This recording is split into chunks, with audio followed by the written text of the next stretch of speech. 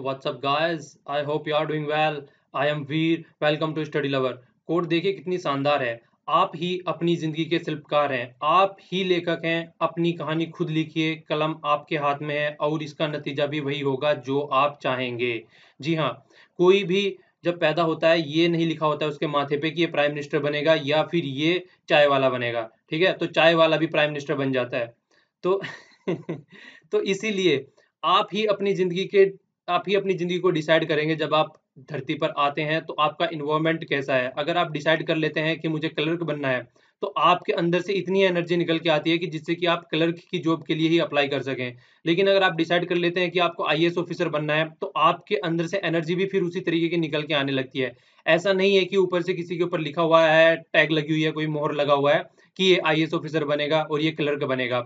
तो इसलिए हमेशा अपना जो सपना है, अपना जो गोल है, वो तो कम से कम इतना ऊँचा रखिए कि भले ही कुछ न मिले, तो कम से कम एक अच्छी पोज़ीशन तो मिल ही जाए।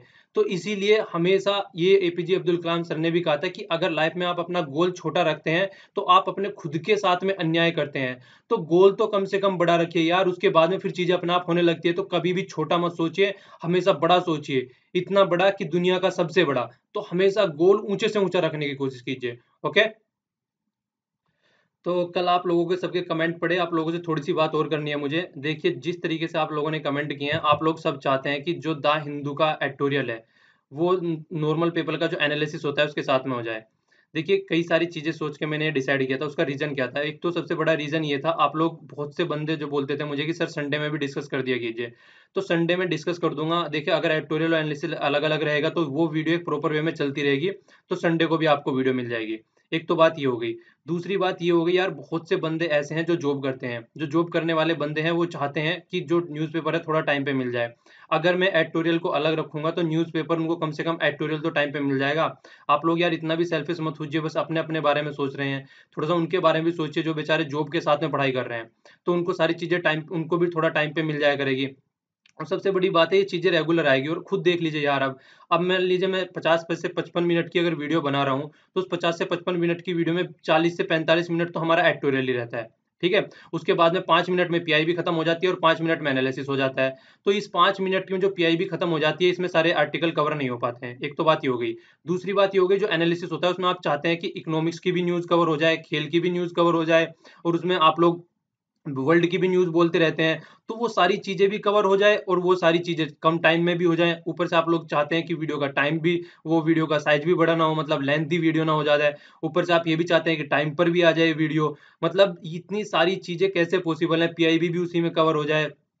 तो खुद सोचिए क्वेश्चन भी उसी में आ जाए सारे, हर एक चीज़ का आंसर भी उसी में दे दूँ मैं। तो यार खुद कुछ मतलब सोचिए आप क्या बोल रहे हैं, मतलब किस तरीके से रजनीकांत का रोबोट बन जाऊँ क्या? तो यार देखो मैंने डिसाइड किया है सारी चीज़ें देख के और ये मुझे इफ़ेक्टिव लगा है। ठीक है? जो मैं अब करने जा रहा हूँ वो सुन लीजिए एक बार। क्या करने जा रहा हूँ एडिटोरियल के साथ में, ठीक है? एडिटोरियल के साथ में पीआईबी करने जा रहा हूँ। जी हाँ, एडिटोरियल के साथ में पीआईबी करने जा रहा हूँ। इससे क्या होगा आपकी पीआईबी को भी टाइम मिल जाएगा। अच्छा पीआईबी बहुत ज़्यादा इम्पोर्टेंट है यार ये। पूरी गवर्नमेंट की न्यूज़ रहती है, गवर्नमेंट की वेबसाइट से डायरेक्ट क्वेश्चन आते हैं पीआईबी से। प्रीलिम्स में भी और मेंस में भी कई काफ़ी न्यूज़ें इसमें बहुत ज़्यादा रहती हैं। तो एडिटोरियल के साथ में पीआईबी रहेगी और जो वीडियो आएगी वो 7 बजे से पहले आएगी। ठीक है? एडिटोरियल के साथ में पीआईबी और जो वीडियो आएगी वो 7 बजे से पहले आएगी। ठीक है? सुन गए आप अच्छे से? आगे आगे सुन लीजिए। यार गुस्से में नहीं बोल रहा हूँ, ठीक है?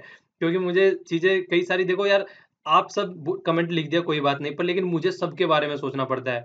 बहुत से बंदे किस तरीके से कैसे-कैसे चीज़ें करके चीज़ों को देख रहे हैं, तो सबके बारे में सोचना पड़ता है। और ख़ासकर जो स्टूडेंट है यार, जो नॉर्मल जॉब वगैरह नहीं करते हैं, वो तो किसी भी टाइम देख सकते हैं। उनके लिए तो फ़ायदेमंद है। यार 1.5 घंटे ही तो माँग रहा हूँ आपसे और तो बाकी का टाइम आपको खुद का एन्जॉय कीजिए। और अगर ये मतलब 1.5 घंटे में देख लीजिए जितना देखना है और जो दूसरी वीडियो रहेगी उसमें न्यूज़पेपर का एनालिसिस रहेगा। एनालिसिस यहाँ पे मैं 5 से 7 मिनट दे पाता हूँ ओनली। वहाँ पे कम से कम 10 से 15 मिनट दे पाऊँगा। तो वहाँ पे आपके गेम की भी न्यूज़ें कवर हो जाएँगी, पर्सन जो न्यूज़ में रहते हैं वो भी कवर हो जाएगी क्योंकि उसपे बहुत सारे क्वेश्चन आते हैं। तो कई सारी चीज़ें वहाँ पे कवर हो जाएगी। उसके बाद में यहाँ पे क्या करेंगे, क्वेश्चन भी जो इसमें क्वेश्चन नहीं डालूँगा। मैंने डिसाइड किया है एक वीडियो में क्वेश्चन रहेगा, जिसमें बस वे क्वेश्चन रहेंगे जो मैं नॉर्मली चला रहा हूँ, जो करंट अफेयर वाले क्वेश्चन होते हैं। वैसे जो मैंने 5 क्वेश्चन कल डाले थे वो अब इसमें नहीं डालूँगा, इसमें पीआईबी की न्यूज़ रखूँगा और थोड़ा-सा एक आधा आर्टिकल रिवीजन का ज़रूर डाल दिया करूँगा, अगर मुझे लगेगा तो। ठीक है? तो ये चीज़ें इस वाली वीडियो में रहेगी और दूसरी वीडियो में रहेंगी अब न्यूज़ एनालिसिस रहेगा और इसके बाद में रिवीजन के टॉपिक रहेंगे और रिवीजन के टॉपिक के साथ में 10 क्वेश्चन रहेंगे लगभग, ठीक है। और इनका जो आंसर है, इस वाली वीडियो के भी जो क्वेश्चन रहेंगे उनका भी आंसर आपको यहीं पे मिल जाया करेगा, और इस वाली के भी मतलब आंसर कोशिश किया करूंगा साथ में दिया करूंगा, आगे कोई फॉरवर्ड करने की बात ही नहीं है, क्योंकि आज का दिन आज ही खत्म हो जाए, बस इस तरीके से करूंगा। और रही वीडियो की बात, बहुत सारे बंदे ये पूछ रहे थे वीडियो कहाँ पे मिलेगी, तो जो डिस्क्रिप्शन बॉक्स है नीचे, मतलब कमेंट बॉक्स में वीडियो डाल दूंगा, जो नेक्स्ट वीडियो रहेगी डिस्क्रिप्शन बॉक्स में भी डाल दूंगा, और जब आपकी वीडियो खत्म होएगी तो उसके बाद में स्क्रीन के ऊपर भी वीडियो आ जाएगी, तो वहां पे भी क्लिक करके आप डायरेक्ट नेक्स्ट वीडियो देख सकते हैं, ठीक है। तो ये सारी चीजें आपको करूँ, कोई प्रॉब्लम नहीं होगा, और उसके बाद में FB पे भी वीडियो मिल जाएगी, आपको टेलीग्राम पे भी वीडियो मिल जाएगी, तो कोई प्रॉब्लम नहीं होगी। तो यार थोड़ा सा कोऑपरेट करने की कोशिश कीजिए, तो सारी चीजें मैं कर ले जाऊंगा। और देखिए कम से कम एक हफ्ता देख लीजिए, मतलब चीजें आराम से सही लगेंगी आपको, ऐसी बात नहीं है, ठीक है। तो ये मेरा शेड्यूल है जो मुझे लगा है, इससे वीडियो आपको टाइम पे मिल जाएगी, और जो नेक्स्ट वाली वीडियो होगी वो भी आपको 10 बजे से पहले पहले, मतलब ट्राई करूंगा कि 10 बजे से क्या, मतलब 10 बजे से पहले पहले कोशिश करूंगा मैं उसको लाने की, ठीक है। और न्यूज़पेपर अवेलेबल होने की बात होती है, जैसे आज देख लीजिए 2:30 बजे के बाद में आया न्यूज़पेपर, जो अपलोड किया है द हिंदू ने 2:30 बजे के बाद किया है, तो 2:30 बजे के बाद से फिर 7 बजे तक लेके आना सारी चीज़ों को, तो इस तरीके से कवर करना फिर वो पॉसिबल भी नहीं रहता यार। तो एडिटोरियल तो अभी इसमें हो जाती है चीज़ें कवर हो गई, फिर उसकी सेकंड वाली जो वीडियो आएगी, मुझे भी थोड़ा सा मेरे बारे में भी सोच लीजिए यार, मुझे भी थोड़ा टाइम मिल जाएगा चीज़ों को ढंग से समझने का, ढंग से आप लोगों को कराने का, तो सारी चीज़ें प्रॉपर वे में हो जाएगी फिर, ठीक है। तो थोड़ा सा सपोर्ट कीजिए यार। ये वाला फर्स्ट आर्टिकल है, इसमें जैसे कि हम लोगों ने कल न्यूज एनालिसिस में भी पढ़ा था, पेट्रोलियम जो प्रोडक्ट है उनको सिंक्रोनाइज करने की बात चल रही थी इंटरनेशनल मार्केट के हिसाब से, जैसे वहां पे प्राइस चेंज होगा उसका, ऐसे ही इंडिया में भी चेंज होंगे। तो इसी के बेस पे 5 जो सिटीज थी वहां पे बोला गया था इनको, कि इनको ट्रायल बेस पे अप्लाई किया जाएगा। तो इस वाले आर्टिकल को देखेंगे, कई सारी हिस्टोरिकल चीजें बताऊंगा इसके बारे में। ये वाला आर्टिकल है डॉक्टर भीमराव अंबेडकर जी के बारे में, जैसे कि आप सभी लोग जानते हैं आज 14 अप्रैल है, आज इनकी जयंती है, तो इसी के उपलक्ष्य में आर्टिकल लिखा गया है। पर आर्टिकल जिस तरीके से लिखना चाहिए था उस तरीके से नहीं लिखा गया, आर्टिकल को गाय गाय को लेके आ गए बीच में, काउ वर्सेस अंबेडकर के विचार कर दिए इन्होंने, जो कि एग्जाम के पॉइंट ऑफ व्यू से ज्यादा अच्छा नहीं है, पर फिर भी कुछ पॉइंट्स हैं इनकी बुक का जिक्र किया गया है, और थोड़ा सा मैंने खुद से अब कुछ पॉइंट तैयार किए हैं, पहले भी डिस्कस किए थे, और उन पॉइंट्स का थोड़ा रिविजन कर लेंगे हम लोग, ठीक है। आगे ये वाला आर्टिकल है, ये वाला आर्टिकल सीरिया से रिलेटेड है, वही आर्टिकल जो हम डिस्कस कर चुके हैं पहले भी, कि सीरिया में जो वार चल रही है उसमें जो उन्होंने केमिकल वेपन यूज किया है, तो केमिकल वेपन यूज करने के बाद में जब यूएसए ने उसको काउंटर अटैक करने की कोशिश की है, तो इसमें बोला गया है, देखिए डोनाल्ड ट्रंप जी ने स्टार्टिंग से जो पॉलिसी अपनाई थी आइसोलेशन की, वो बोल रहे थे कि मैं आइसोलेट में रहूंगा, मैं किसी से मतलब नहीं है, मुझे इराक में क्या हो रहा है या ईरान में क्या हो रहा है, अफगानिस्तान में क्या हो रहा है, उन्होंने यहाँ तक बोला था कि अफगानिस्तान से भी अपनी फोर्सेज को वापस बुला लूंगा मैं। तो इतनी सारी चीजें वो बोल रहे थे, पर लेकिन जिस तरीके से उनका एक अनप्रेडिक्टेड मूव निकल के आया ये, जो उन्होंने सीरिया में अटैक किया है, तो उसको यहाँ पे बोला गया कि किस तरीके का मूव है, कि एक ऐसे वर्ल्ड के लीडर उठा के कुछ भी मूव ले लेते हैं। सबने उनका क्रिटिसाइज किया ये मूव, कि इस तरीके का उनका डिसीजन नहीं लेना चाहिए था, जिस तरीके से उन्होंने एक, अगर सीरिया में इस तरीके की कंडीशन बन रही है ना यार, खुद देख लीजिए कितनी गलत वहां पे चीजें चल रही हैं, और अगर ऊपर से ये भी इस तरीके की सिचुएशन बना के चल रहे हैं यहाँ पे सीरिया में, तो फिर क्या कंडीशन बन जाती है। फिर कंडीशन कुछ तो वहां इतनी ज्यादा खराब हो चुकी है, फिर और ज्यादा कंडीशन खराब हो जाएगी, तो फिर यूएसए और रशिया भी दोनों आमने सामने आ जाएंगे, जो कि दिख रहा था कि स्टार्टिंग में पुतिन और जो ट्रम्प जी हैं जो आपस में मिलकर काम करने वाले हैं, लेकिन इस मुद्दे को लेके फिर से आमने सामने आके खड़े हो गए हैं, ये फिर से एक दूसरे को मतलब खाने पाड़ने के लिए तैयार हो गए हैं यहाँ पे आगे। इसके अलावा यहाँ पे इन्होंने G7 की मीटिंग का भी थोड़ा जिक्र किया है, जो G7 की मीटिंग हुई है अभी इटली में हुई है, ये रहा यहाँ पे इटली, इटली में लुका, LUCCA, तो ये सिटी है इटली में, तो यहाँ पे हुई है। तो इसमें सिटी में इन्होंने डिसीजन क्या लिया था, डिसीजन ये लिया था कि जो देखिए अपोज किया था इन्होंने बशर अल असद, जो कि सीरिया के वहां पे रहनुमा है, जो कि सीरिया के चीफ है, आप लोग बोल सकते हैं प्रेसिडेंट बोल सकते हैं, प्रेसिडेंट क्या बोलेंगे, चुन उनके तो आए नहीं है, वहां पे राज कर रहे हैं उस दिन से।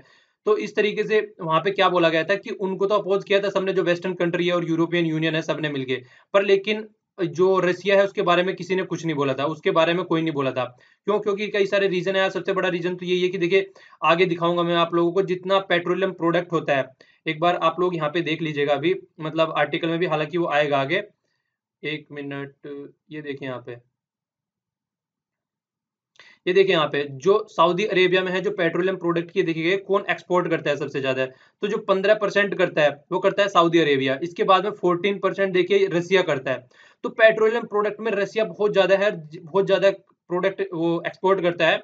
और जो यूरोपियन यूनियन वाले हैं, यूरोपियन यूनियन वाले और वेस्टर्न कंट्री और जर्मनी वगैरह बहुत ही ज्यादा डिपेंडेंट रहते हैं इनके ऊपर। तो जो भी कंट्री है वो नहीं चाहते हैं कि किसी भी तरीके से रसिया पे और ज्यादा सेंक्शन लगाए जाए, क्योंकि अगर इनके ऊपर सेंक्शन लगाए जा रहे हैं उसका डायरेक्ट इंपैक्ट आपको यूरोप में देखने को मिलेगा, और वैसे ही यूरोप में से यूके बाहर निकल रहा है, और ऊपर से कई सारी यहाँ पे कंडीशन खराब बनी हुई है। तो इसीलिए सब चीजों को थोड़ा पैसिफाई करने के लिए सबने जो थोप दिया है लाके, फिर बशर अल असद पे आकर रुक गए कि उन्हीं को सही किया जाए, उन्हीं को समझाया जाए, तभी चीजें सेटल डाउन हो सकती हैं। तो उन चीजों पे फोकस किया गया है यहाँ पे आर्टिकल में।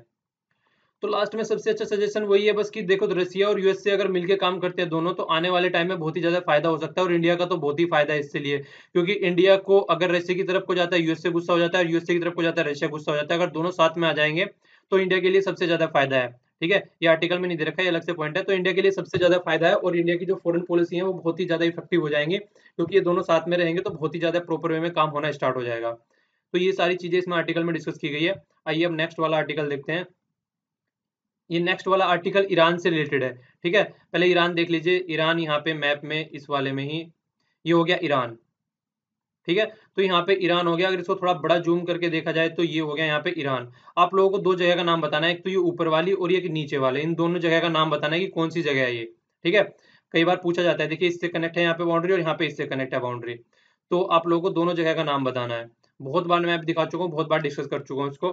तो देखिए होने क्या जा रहा है, ईरान में अभी इलेक्शन होने जा रहे हैं। अब तक पता है ईरान पे कितनी सारे सैंक्शन लगे हुए थे, जो कि वेस्टर्न कंट्री और यूएसए के द्वारा लगाए जा चुके थे, क्योंकि उनको डर था कि जो उसने न्यूक्लियर वेपन डेवलप करने की तरफ को ईरान बढ़ रहा है।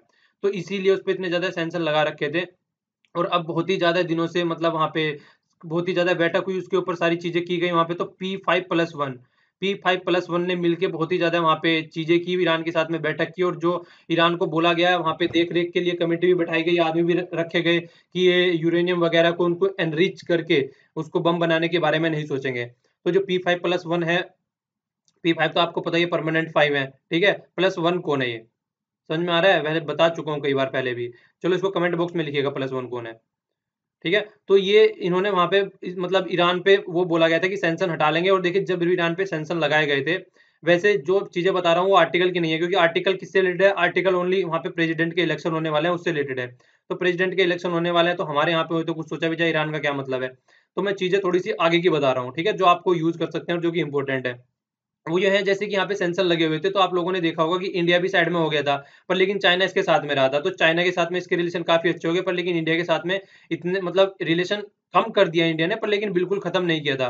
तो इंडिया के साथ भी थोड़े रिलेशन अच्छे थे। तो यहाँ पे जैसे अब प्रेसिडेंट के इलेक्शन होने जा रहे हैं, तो जो यहाँ पे अभी हसन रूहानी जी हैं, जो प्रेसिडेंट है यहाँ पे, उनको थोड़ा सही माना जा रहा था, क्योंकि उनके आने से यहाँ पे जो है वो कंडीशन चेंज हो रही थी काफी, और दिख रहा था कि अब ईरान जो है अब उभरती हुई अर्थव्यवस्था होने जा रही थी। और देखिए, अगर सबसे बड़ी बात होती है प्रोस्पेरिटी की, अगर यहाँ से एक्सपोर्ट होता है चीजें और यहाँ पे पैसा आता है, तो पैसा आएगा तो यहाँ पे एक इकोनॉमी अच्छे लेवल में चलने लगी, तो जितना भी ये एरिया है, यहाँ पे जो प्रॉब्लम बनती रहती है, जिस तरीके से यहाँ इतनी ज्यादा कंडीशन खराब रहती है, वो कंडीशन थोड़ी सुधरने लगी। और कंडीशन थोड़ी सुधरने लगी तो फिर जैसे ये यहाँ पे सीरिया हो गया, इराक हो गया, आप लोगों को पता है यहाँ पे हर टाइम महाभारत चलता रहता है।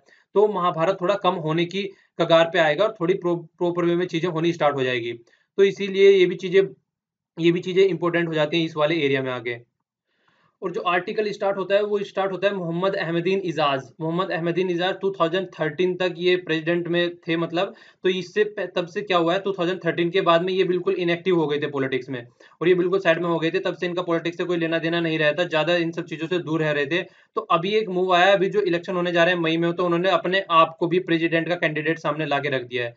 तो उसी की चीजों को देखा जा रहा है कि फिर से सामने आ गए हैं वो खड़े होकर कि मुझे भी प्रेसिडेंट बनना है, जिसकी वजह से पहले से सिचुएशन बहुत ज्यादा खराब हो रखी थी वहां पे, इतने ज्यादा सेंक्शन लग चुके थे। तो वो सारी चीजें देखी जा रही है कि फिर से ईरान किस दिशा में जा रहा है, वो अभी आगे देखने को मिलेगा। फिर से आर्टिकल आएगा, तब चीजों को और प्रॉपर वे में डिस्कस करेंगे। ठीक है, ये नेक्स्ट वाला आर्टिकल है, do we need a film censor. ये आप लोगों के लिए क्वेश्चन भी हो जाएगा, जैसे कि आज फ्राइडे है तो आप लोगों को इसका आंसर देना है। तो इसको बहुत अच्छे से डिस्कस करेंगे, तीनों व्यूज हैं, लेफ्ट वाला, राइट वाला और सेंटर वाला। तो काफी अच्छे से डिस्कस किया गया है। थोड़ा सा हिस्ट्री भी बताऊंगा सेंसर बोर्ड की यहाँ पे, तो आर्टिकल को बहुत अच्छे से देखेंगे। ये वाला आर्टिकल फिर से तीस्ता रिवर के ऊपर आ गया, पहले से बहुत ज्यादा डिस्कस कर चुके हैं, फिर भी थोड़ा सा बता देता हूँ। यहाँ पे क्या बोला गया है, देखिए, जो बांग्लादेश की प्राइम मिनिस्टर इंडिया की विजिट पे आई गई थी, तो मोदी जी ने उनको प्रॉमिस किया है कि हम दोनों मिलके इस प्रॉब्लम को सोल्व कर लेंगे। तो ये बोल रहे हैं कि जब मोदी जी ने बोला हम दोनों मिलके प्रॉब्लम को सोल्व कर लेंगे, कि आपकी गवर्नमेंट और हमारी गवर्नमेंट, तो ममता बनर्जी जी वहां पे खड़ी थी, तो उनकी भौएं चढ़ गई। उन्होंने बोला आप हम कौन है यहाँ पे, हमारा कोई मतलब ही नहीं है, आप लोग कैसे सोल्व कर लोगे? तो ये बात बोल रहे हैं कि अगर ये बात इस तरीके से बोल रहे हैं तो हम लोग सोल्व कर लेंगे, तो ममता बनर्जी का क्या मतलब रह गया बीच में। और सबसे बड़ी बात ये है, जो वाटर होता है वो किस में आता है, वो स्टेट लिस्ट में आता है। तो जब तक ममता बनर्जी जी राजी नहीं होगी तब तक कैसे सॉर्ट आउट कर लेंगे प्रॉब्लम को। स्टेट लिस्ट में आता है, एक सेंटर होती है, दूसरी स्टेट होती है, तीसरी कंकरेंट लिस्ट होती है। तो स्टेट लिस्ट में आता है तो उमा भारती जी जो है, तो उन्होंने बोला था कि इसको चेंज करके कंकरेंट लिस्ट में डाल देते हैं, वाटर का जो सब्जेक्ट है। तो अगर कंकरेंट लिस्ट में आ जाता है तो फिर देखिए चीजें किस तरीके से हो जाएंगी। देखिए ये जो लिस्ट होती है ना, इनको थोड़ा-सा रटनी नहीं है, ये 2-3 बार इनको पढ़ोगे ना आप लोगों को समझ में आ जाएगी कौन सी चीज़ें कहाँ पे रखी हुई हैं। तो इनको 2-3 बार को इनमें से निकल जाओ, इसके ऊपर कई बार क्वेश्चन पूछे जाते हैं, ठीक है? तो इसको थोड़ा-सा देखने की कोशिश कीजिए कि होती क्या है, और बताइए कि कौन से पार्ट में है ये कॉन्स्टिट्यूशन के। चलिए क्वेश्चन हो गया आपका, जो कॉन्करेंट लिस्ट है और ये सेंटर, स्टेट और कॉन्करेंट लिस्ट है, किस पार्ट में है कॉन्स्टिट्यूशन के? ये बताइए चलिए आप, ठीक है? तो ये क्वेश्चन हो गया आपके लिए। और पार्ट का मतलब पार्ट नहीं कह रहा हूँ मैं, जो पार्ट होते हैं मतलब शेड्यूल्ड में, मतलब किस शेड्यूल्ड में है, ठीक है? पहले तो ये बताइए पहले तो ये देखिएगा पार्ट में है या शेड्यूल में है, पहले तो ये कंफर्म कर दीजिएगा आप लोग कि जो पार्ट होते हैं 22 पार्ट है और शेड्यूल कितने हैं, याद आ रहा है कुछ? बताइए, याद आ रहा है क्या? तो टोटल 12 शेड्यूल है। तो आप लोगों को देखना है, पहले तो ये देखिएगा पार्ट में है जो कि 22 है, और शेड्यूल्ड कितने हैं, 12 हैं, फिर उनमें है। तो दोनों में से देखिएगा किस में है और आप लोग इसका आंसर दीजिएगा, ओके? और जो ये नेक्स्ट वाला आर्टिकल है, ये नेक्स्ट वाला आर्टिकल है, इसमें यहाँ पे वियना कन्वेंशन की बात कर रहे हैं, ठीक है ना? तो वियना कन्वेंशन होता क्या है, ये यहाँ पे 1963 वाले की बात कर रहे हैं। इसमें और भी कई सारे कन्वेंशन है, इसको देख लेते हैं कि ये है क्या एक बार, आप लोगों की तब चीजें आराम से समझ में आ जाएगी।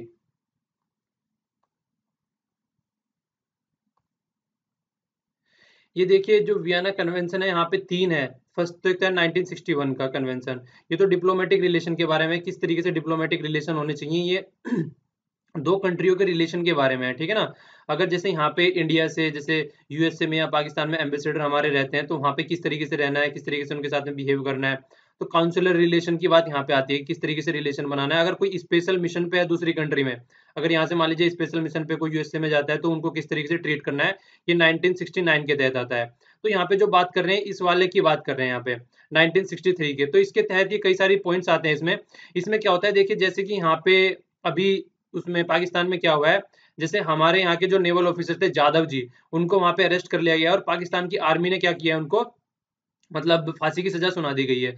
तो जो ये एक्ट होता है, जो ये कन्वेंशन है, इसके तहत में क्या रहता है, जो इंटरनेशनल ट्रीटी के हिसाब से, कि अगर उनको कुछ भी करना था उनके साथ में, तो सबसे पहले जो हाई कमिश्नर है इंडिया के वहां पे पाकिस्तान में, उनको तलब करना था, उनको इन्फॉर्म करना था उनको। पर लेकिन उन्होंने ऐसा कुछ भी नहीं किया, उनको इन्फॉर्म नहीं किया, और सारी चीजें यहाँ तक कि उनको किसी से मिलने भी नहीं दिया जा रहा है। तो यहाँ पे सजेस्ट कर रहे हैं कि इसी तरीके का केस यूएसए से और जर्मनी से रिलेटेड हुआ था। तो जर्मनी के 2 मेंबर यूएसए में रहते थे, तो उन्होंने क्या किया था, बैंक लूटने की कोशिश की थी, उसमें बैंक के आदमी भी कई सारे मारे गए थे। तो फिर बाद में जर्मनी जो गया था, मतलब यूएसए ने उनको दे रिटर्न करने से मना कर दिया था और फांसी की सजा भी सुना दी गई थी, ठीक है? तो जर्मनी जो गया था इंटरनेशनल कोर्ट ऑफ जस्टिस में गया था। तो इसी तरीके से ये इंडिया को सजेस्ट कर रहे हैं कि अगर पाकिस्तान नहीं मान रहा है, मिलने नहीं दे रहा है, इस तरह कुछ भी नहीं कर रहा है, तो इंडिया भी इंटरनेशनल कोर्ट ऑफ जस्टिस में जा सकता है अकॉर्डिंग टू द कन्वेंशन 1963, जिसको दोनों मानते हैं, इंडिया भी मानता है और पाकिस्तान भी मानता है। तो जो इंटरनेशनल कोर्ट ऑफ जस्टिस है वो इसमें इंटरवीन कर सकता है, जिसके तहत ये सारी चीजें आती हैं। और देखिए जिस तरीके से उनको वहां पे मतलब फांसी की सजा सुनाई गई है, वो एक नेचुरल केस नहीं है, एक नेचुरल जस्टिस नहीं है। ये भी पूरी दुनिया ने उनको क्रिटिसाइज करा है कि किस तरीके से इन्होंने अपने बेस पे उठा के सजा सुना दी है, बिना किसी के सोचे समझे और बिना किसी को एक वो कहते हैं कॉन्फिडेंस में लिए। तो उसके लिए भी उनको बहुत ज्यादा क्रिटिसाइज किया गया था। तो देखिए किस तरीके से यहाँ पे चीजें निकल के आती हैं।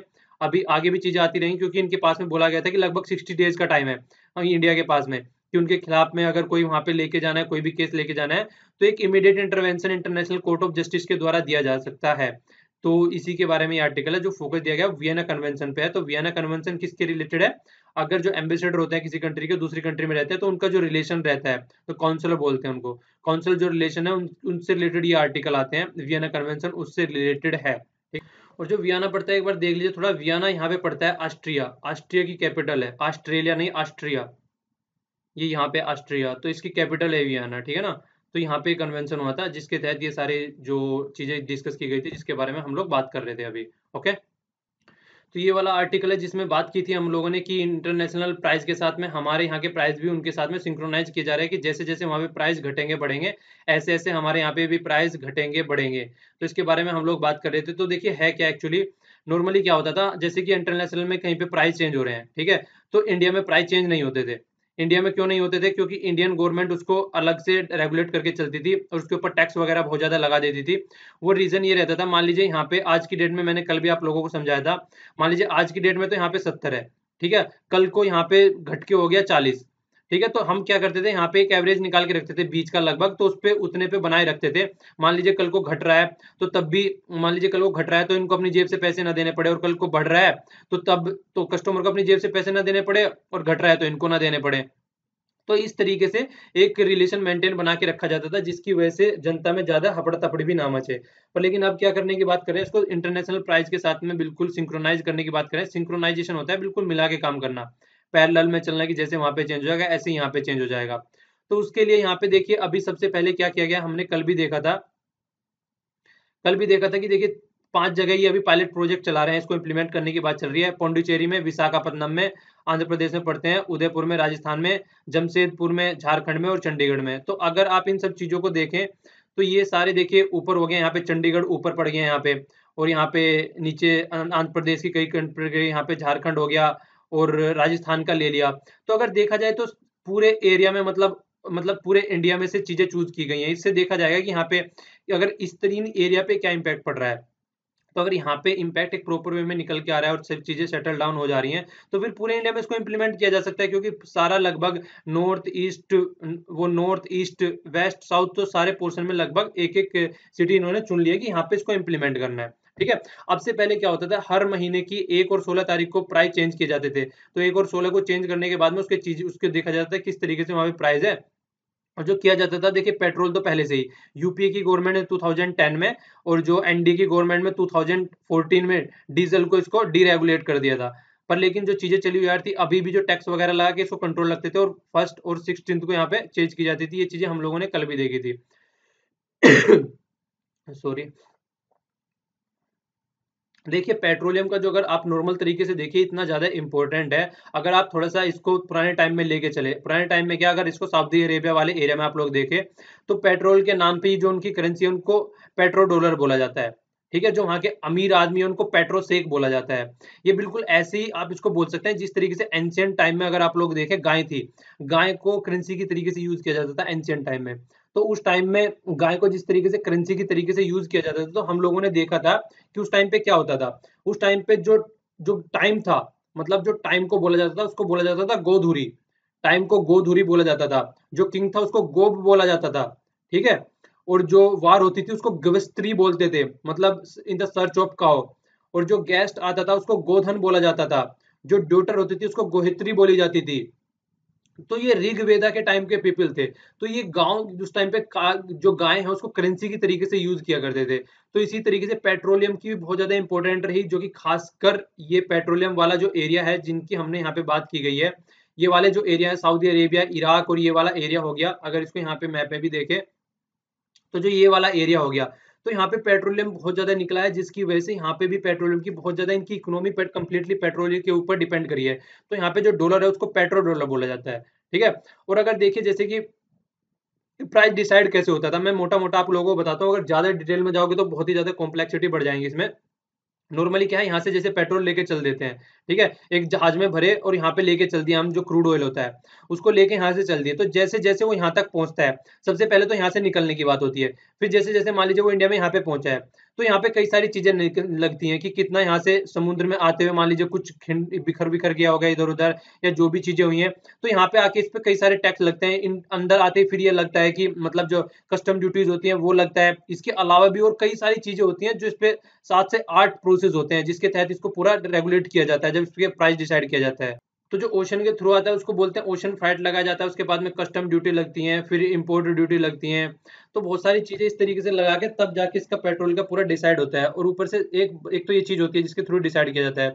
दूसरा रहता है डॉलर के थ्रू डिसाइड किया जाता है। डॉलर की देखिए जो प्राइस होता है, वो घटता-बढ़ता रहता है, तो इंडियन रूपी के हिसाब से किस तरीके से उसको सेटल डाउन किया जाता है, तो डॉलर का इसका ऊपर इम्पैक्ट पड़ता है। तो इस तरीके से प्राइस को डिसाइड किया जाता है यहाँ पे, ठीक है ना? कि क्या-क्या इसका प्राइस रहेगा। तो देखिए, जो पायलट बेस पे प्रोजेक्ट चलाया गया है, तो आज तक देखिए कौन इसको हैंडल करके चला है। इंडियन ऑयल हो गया, भारत पेट्रोलियम हो गया, हिंदुस्तान पेट्रोलियम हो गया। तो ये इनके अंडर में चीज़ें हैं, यही चीज़ों को डिसाइड करती हैं, यहीं पे चीज़ों को देखा जाता है कि किस तरीके से चीज़ों को, मतलब ये किस तरीके से उसको इम्प्लीमेंट करके चले।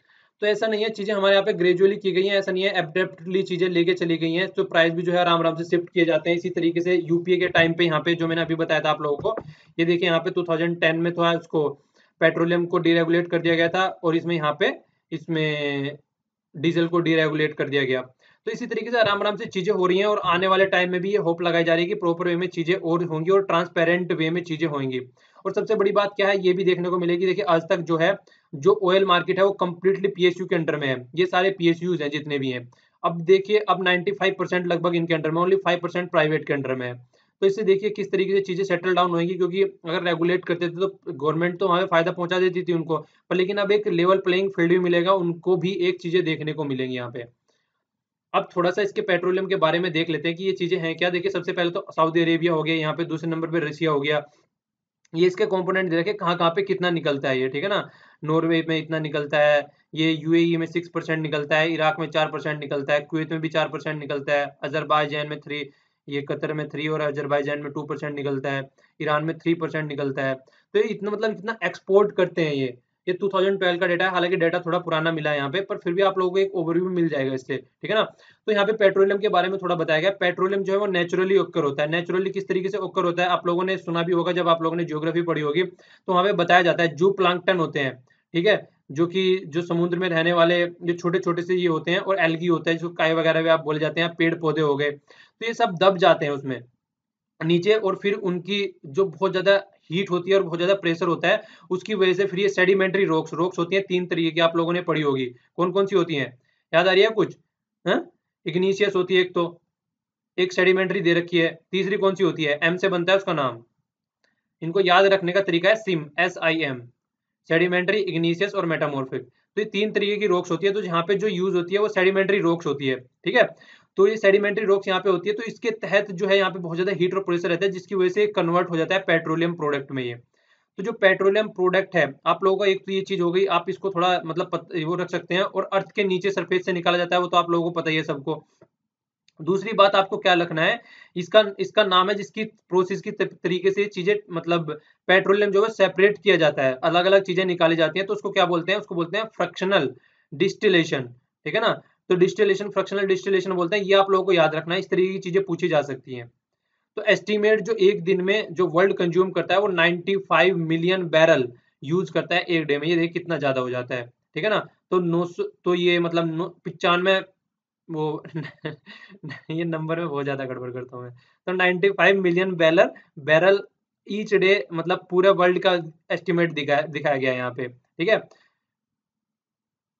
बस यही था इसके कंप्लीट बारे में। आइए अब नेक्स्ट आर्टिकल देखते हैं, अब नेक्स्ट आर्टिकल में क्या दे रखा है।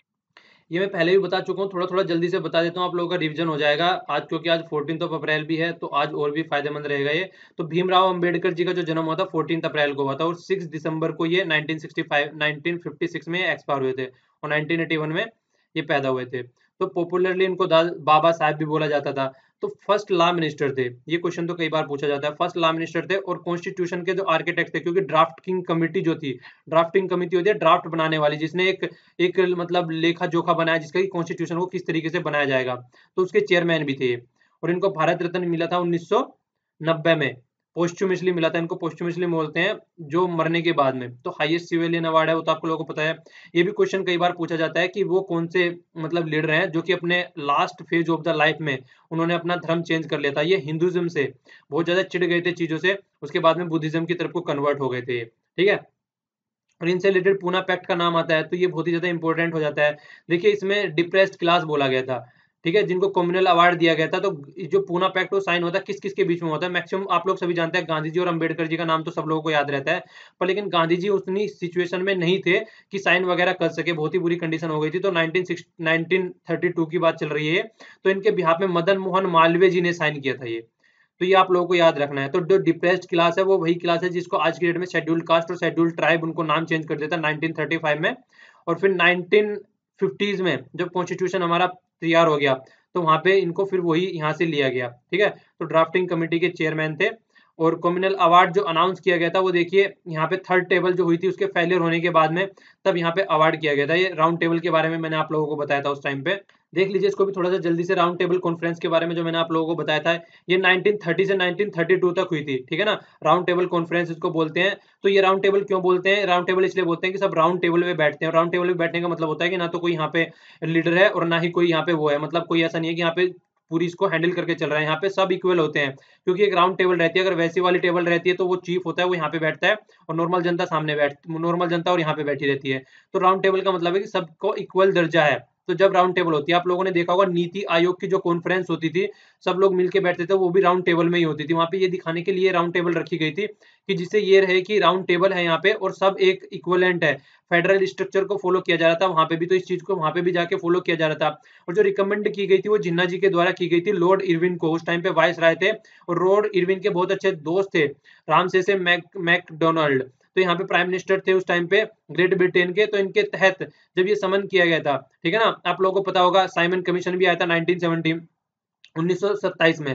तो उसके बाद में साइमन कमीशन की भी रिपोर्ट आई थी, वो सबमिट की गई थी। तो उसके बाद में जब चीजें देखी गई, साइमन कमीशन किस लिए आया था ये आप लोगों को याद रखना है, कॉन्स्टिट्यूशन को सोचने के लिए, किस तरीके से कॉन्स्टिट्यूशन बनाना है और किस तरीके से इसके ऊपर वर्क करना है। तो उसके बाद में फिर ये राउंड टेबल कॉन्फ्रेंस बुलाई गई।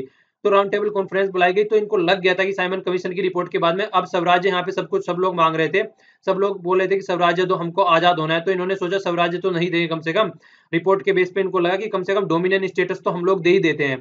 तो जो फर्स्ट राउंड टेबल कॉन्फ्रेंस हुई उसमें कांग्रेस तो नहीं गई थी, तो कांग्रेस उससे दूर रही, क्योंकि बहुत सारे आदमी तो सिविल डिसोबीडियंट मूवमेंट होता है उस टाइम पे, साल्ट सत्याग्रह भी आप लोग बोल सकते हैं, बहुत से आदमी तो जेल में पड़े हुए थे, तो कुछ इसलिए नहीं गए। तो सेकंड राउंड टेबल कॉन्फ्रेंस बहुत इंपॉर्टेंट है, कई बार पूछा जाता है, गांधी जी थे यहाँ पे, जो कि कांग्रेस के लीडर बन के यहाँ से इस राउंड टेबल कॉन्फ्रेंस में गए थे। और फिर थर्ड राउंड टेबल कॉन्फ्रेंस थी, जिसके बाद में ये क्वेश्चन कई बार पूछा जा चुका है, 1935 एक्ट, ये इसके बाद में आया था, जिसके तहत यहाँ पे इंडिया में इलेक्शन हुए थे। और उसके बाद में यहाँ पे इंडिया में देखने को मिला था 1935 से 1937 तक यहाँ पे इंडियन गवर्नमेंट, मतलब जब इलेक्शन हुए थे फिर 1937 में, तो जिनको डिसाइड किया गया था 1939 तक लगभग वो रहे थे, ठीक है। तो ये सारी चीजें, ये सारी मतलब मोटा मोटा सी थी, छोटी छोटी मगर मोटी बातें। कई बार इनसे क्वेश्चन डायरेक्ट और इनडायरेक्ट पूछा जा सके, हालांकि पहले बता चुका था, पर जल्दी जल्दी आप लोगों का रिवीजन हो गया। यहाँ पे एक चीज बहुत ज्यादा इंपॉर्टेंट है, देखिए आप सभी लोग जानते हैं 8 नवंबर को डिमोनेटाइजेशन हुआ था। डिमोनेटाइजेशन होने के बाद में 500 और 1000 के नोट बंद कर दिए गए थे, तो इसीलिए ये इनकी बुक बहुत ज्यादा इंपॉर्टेंट हो जाती है। इसका पीछे भी आर्टिकल में कई बार नाम आया था, द प्रॉब्लम ऑफ रूपी, its origin and it's solution and history of Indian currency. ये इनकी बुक थी, डॉक्टर भीमराव अंबेडकर जी की बुक थी, ये पब्लिश हुई थी 1923 में। तो ये आप लोगों को याद रखनी है, बहुत ही ज्यादा इंपॉर्टेंट हो जाती है, खासकर डिमोनेटाइजेशन हुआ है क्योंकि इन्होंने इंडियन रूपी के बारे में बहुत ज्यादा डिस्कस किया था वहां पे, और जब डिमोनेटाइजेशन के टाइम पे आर्टिकल आ रहे थे तब भी इस बुक का जिक्र हुआ था। तो आप लोगों को ये याद रखना है। यहाँ पे 14 अप्रैल है, कल भी हम लोगों ने देखा था, यह समरसता दिवस। समरसता का मतलब होता है इक्वलिटी, तो सब में इक्वलिटी रखनी है, तो इसको एज ए सेलिब्रेट किया जाता है, day of equality, day of equality, ठीक है। तो एक तो ये चीज आप लोगों को याद रखनी है। दूसरी क्या है, भीम ऐप इनसे रिलेटेड है। तीसरा क्या है, ये पंचतरीस्ता ये करके है, तो इससे क्या होता है, मेंटेन रखना, प्रिजर्व रखना, जो इनसे रिलेटेड 5 लैंडमार्क लोकेशन है। पंच मतलब दिखा गया ना, पंच तीर्था, तो पंच लिखा हुआ है स्टार्टिंग में, तो 5 जो इनके रिलेटेड जो जगह है उनको, मतलब एक तरीके से लोकेशन है उनसे रिलेटेड, तो उनको प्रिजर्व रखना। और 125th एनिवर्सरी थी ये इनकी, कब थी, लास्ट ईयर थी ये 125th 2016 में बहुत ज्यादा सेलिब्रेट की गई थी। आप लोगों ने देखा होगा, बहुत ज्यादा शोर भी मचा था, बीजेपी अलग से सेलिब्रेट कर रही है, कांग्रेस अलग से अपना कर रही है, तो बहुत ज्यादा पॉलिटिकली भी इसको डाइवर्ट बनाया गया था उस टाइम पे। जो अब के वाली है ये 126th है, ठीक है, 126 है इनकी। और जो इनके नाम पे new institution doctor Ambedkar international centre जनपद में और डॉक्टर अंबेडकर नेशनल मेमोरियल, ये अलीपुर रोड दिल्ली में तो बनाने की बात चल रही है। कॉन्स्टिट्यूशनल डे भी 2015 से सेलिब्रेट किया गया था। जब ये क्वेश्चन पूछा जा सकता है, ये डायरेक्ट क्वेश्चन पूछा जा सकता है कि कौन सी बर्थ एनिवर्सरी पे 125th इनकी एनिवर्सरी थी, उस टाइम पे 26 नवंबर को क्या बनाना स्टार्ट कर दिया, कॉन्स्टिट्यूशनल डे भी सेलिब्रेट करना हमने स्टार्ट कर दिया। ये 2015 से स्टार्ट किया हमने, तो ये आ सकता है, कहीं पे भी पूछा जा सकता है। रेलवे स्टेशन महुआ में इनके नाम पे रखा गया। स्टैंप इनके नाम पे ये इस तरह क्वेश्चन पूछे जा सकते हैं। 10 और 125 का स्टैंप रिलीज किया गया था। और डॉक्टर अंबेडकर नाम से चेयर भी यूनिवर्सिटी में रखी जाएगी, जिससे कि इनके जो आइडियाज है उनको प्रोपोगेट किया जा सके। तो ये क्वेश्चन बन सकता है, रिवीजन इसलिए कराया क्योंकि बहुत ही ज्यादा इंपॉर्टेंट है ये। ओके, तो यहाँ पे जो आर्टिकल है उसमें जो बात की गई है वो क्या बात की गई है, सबसे पहले तो ये याद रखना है कि 126th एनिवर्सरी है, तो इसके बारे में बात की गई है। यहाँ पे काउ को, जो काउ सलेजर है, जो काउ के ऊपर जो पॉलिटिक्स चल रही है उसको बोला गया है, जो आज की डेट में जो इन्होंने कॉन्स्टिट्यूशन में बनाने की, रखने की बात की गई थी, एक सेक्युलर कंट्री की बात की थी।